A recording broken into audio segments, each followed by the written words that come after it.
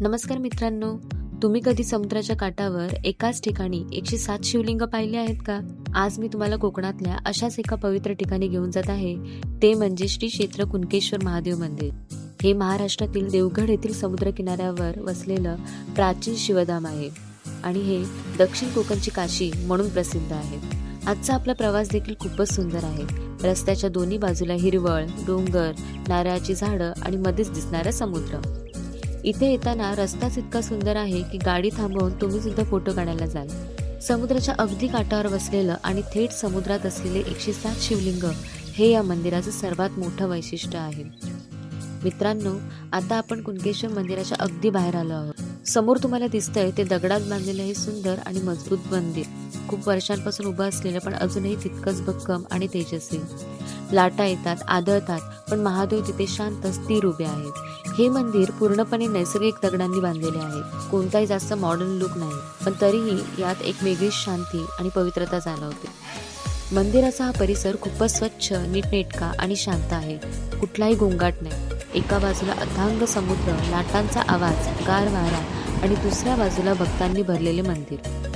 इथे फक्त हे एकच मंदिर नाही आहे, तर आजूबाजूला छोटी मोठी मंदिरेही आहेत, ज्यामुळे हा संपूर्ण परिसर एक धार्मिक क्षेत्र बनतो. आता मित्रांनो, आपण हळूहळू मंदिराच्या आत प्रवेश करतोय.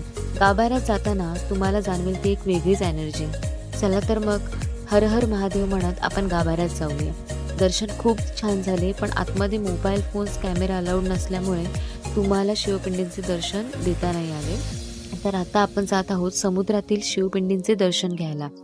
तर ही आहेत 500 वर्षांपूर्वींची पांडवकालीन शिवलिंग, जी पांडव अज्ञातवासात असताना त्यांचा जो दक्षिण काशी बनविण्याचा संकल्प होता तो महादेवाच्या आशीर्वादाने पूर्ण करण्यात आला आणि ही शिवलिंग प्रकट झाली.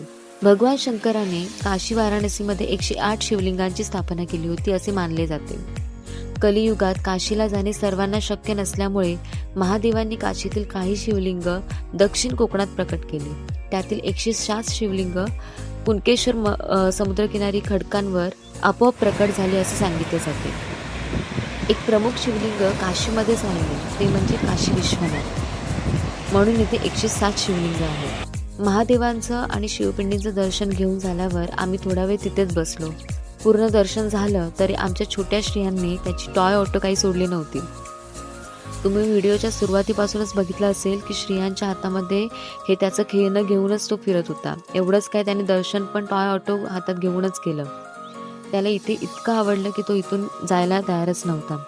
लाटांकडे पाहणं, मंदिरात फिरणं, खेळणं, शांत वातावरण, मे बी त्याला इथे पॉझिटिव्ह एनर्जी जाणवली. तर खूप छान असा आमचा आजचा दिवस गेला.